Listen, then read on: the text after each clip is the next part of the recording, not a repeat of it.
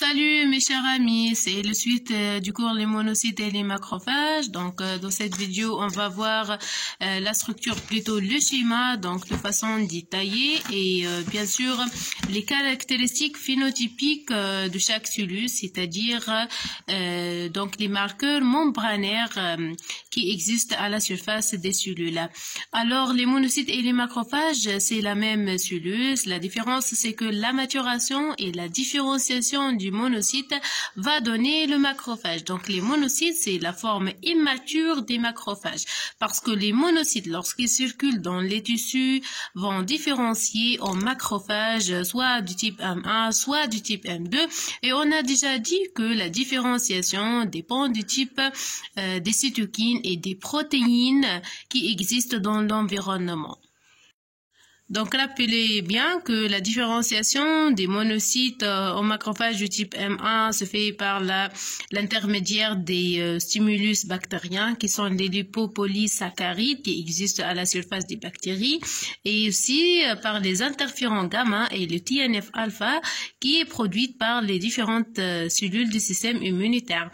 La différenciation des monocytes ou bien les macrophages immatures en macrophages du type M2 se fait grâce aux environnements cytokiniques, les interleukines, interleukine 4, l'interleukine 10 et l'interleukine 13, et aussi les complexes humains qui sont formés par l'association antigène-anticorps.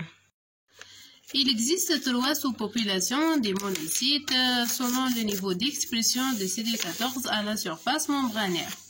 La sous-population majoritaire, qui est de 80 à 90%, c'est les monocytes classiques qui sont classiquement recrutés dans les sites de l'inflammation et qui présentent hautement le CD14, donc ils sont CD14A et CD16-. Les monocytes résidents, c'est la deuxième sous-population qui présente de façon modérée le CD14 et présente aussi le CD16 comme un marqueur, sont les monocytes résidents qui semblent être la sous-population la plus mature.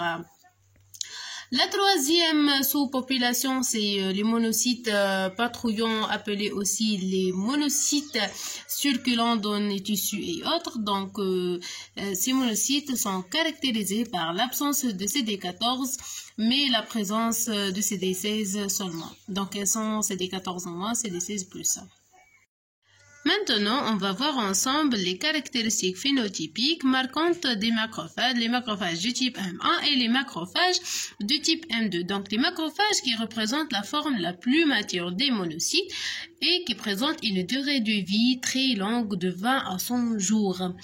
Donc, les macrophages, c'est une population hétérogène par la localisation, donc on trouve des macrophages soit résidentes, soit circulantes, et la fonction aussi, donc il existe les macrophages du type M1 et les macrophages du type M2 qui sont aussi classés aux macrophages du type M2A, M2B et M2C. Réellement, l'aspect morphologique diffère selon la localisation et l'état fonctionnel donc de la cellule et ces cellules expriment énormément de marqueurs membranaires et une grande variété de récepteurs, mais il n'existe pas en fait des marqueurs spécifiques.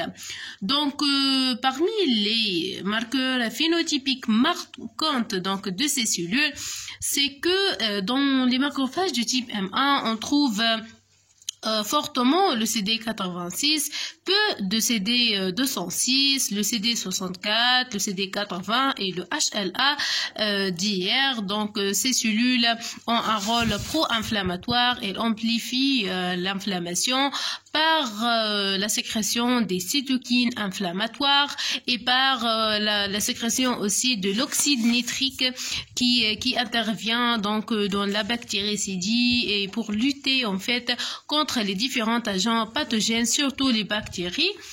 Tandis que les macrophages du type M2 présentent le phénotype inverse du type M1 parce que les macrophages du type M2 expriment hautement le CD206 et peu de CD86, mais tout le reste c'est identique.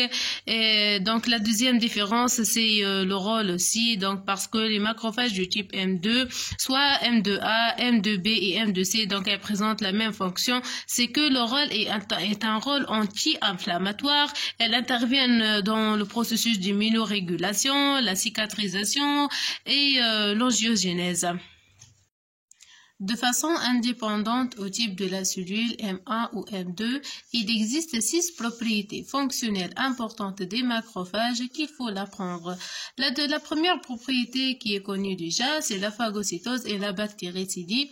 Le catabolisme d'immunoglobuline et des complexes humains formés par l'association antigène-anticorps, la sécrétion de plusieurs cytokines dans le foyer inflammatoire, les cytokines d'activité chimiotactique pour le recrutement d'autres cellules au site inflammatoire, l'élimination des globules rouges et des plaquettes sénescentes et des lymphocytes qui meurent par apoptose dans les organes lymphoïdes périphériques, aussi bien la cicatrisation des plaies et la reconstitution des tissus qui est indispensable pour le renouvellement tissulaire et la régénération. Au sein des réponses immunitaires adaptatives, sont considérées comme les cellules présentatrices d'antigènes professionnels. Donc, elles présentent l'antigène digéré aux lymphocytes, soit lymphocytes helper, grâce à l'association au CMH2, PCIR, soit aux lymphocytes cytotoxiques par l'intermédiaire du CMH1, donc ce qui induit et stimule la réponse immunitaire spécifique, appelée aussi la réponse immunitaire adaptative. Donc, ces cellules sont les effecteurs cellulaires à la frontière des deux types de l'immunité, l'immunité innée et adaptative. Ils sont également des acteurs indispensables du développement des organes, du renouvellement tissulaire et de la régénération.